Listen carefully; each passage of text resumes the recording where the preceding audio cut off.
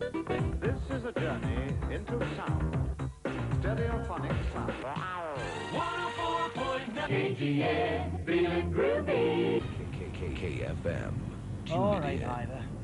There's always been a battle for the airwaves. Since Radio Caroline first broadcast in the early 1960s, the Department of Trade and Industry has been engaged in a battle to sink the pirates. The sound of free radio in the Manchester and Liverpool area. And don't forget also that this is free radio, the sounds of free radio coming to you from Caroline. I'm off to KFM Radio, Stockport. Pirates granted a pardon. Poachers turned gamekeepers in the radio stakes. KFM. Tune it in and rip the knob off. KFM was pirated in 1984, went on the air on the 31st of January and was raided for the very last time on the 8th of November when we had all our equipment and assets confiscated. I think because our philosophy remains basically the same as we were as a pirate, then there's absolutely no problem. We'll get the listeners back, no problem. What you've got to remember is we've got 5 years of pent-up frustration that we can channel positively now.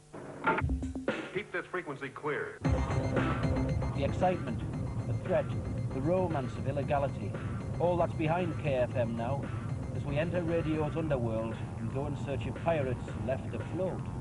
The names have been changed to protect the innocent. Returning to your radio sets, Lazer is back. 103.5 in the heart of Manchester once again. Lazer is back, bigger and better and stronger than before. Tune in. Lazer is back because the community needs us. You know, they've asked us to come back, so we've come back. Anybody can literally walk off the street with any form of information or anything and present it to us. We're very free at Lazer. I suppose there's always a whiff of buccaneering and adventure about this sort of thing. And most English people, of course, have got a sneaking weakness for piracy in any form. We're going to play a record right now for all the nice GPO blokes who are running around in little circles trying to track us down. The buzz is actually playing music to all them people in Manchester and Liverpool and know that you're communicating with the public. If you're working on a legal station, would you get the same buzz from it?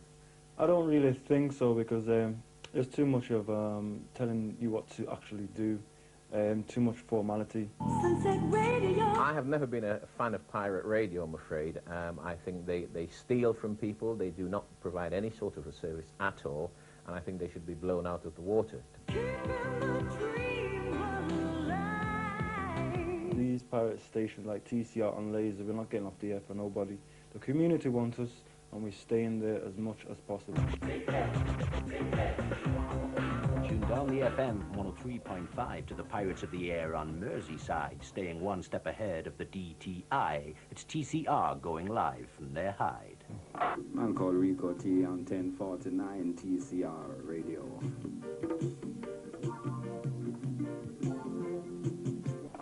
While they're telling people that they're doing all these wonderful community things, they're basically just putting on gigs and taking advertising money.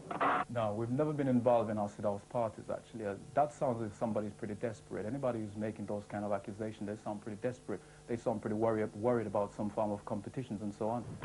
I believe that our national advertising has been deliberately kept down by whomsoever. I don't know who are the people behind the conspiracy, but I believe it has been kept down to get us into some sort of trouble. It doesn't matter whether you're selling baked beans or selling radio programs. If you do not get the money that you were expected to get from a major source, then you're going to have a financial problem, and we have. So, all's far from well at sunset, while the vagabonds of the air roam free. What course is plotted for KFM? Only time and money will tell. Keep this frequency clear.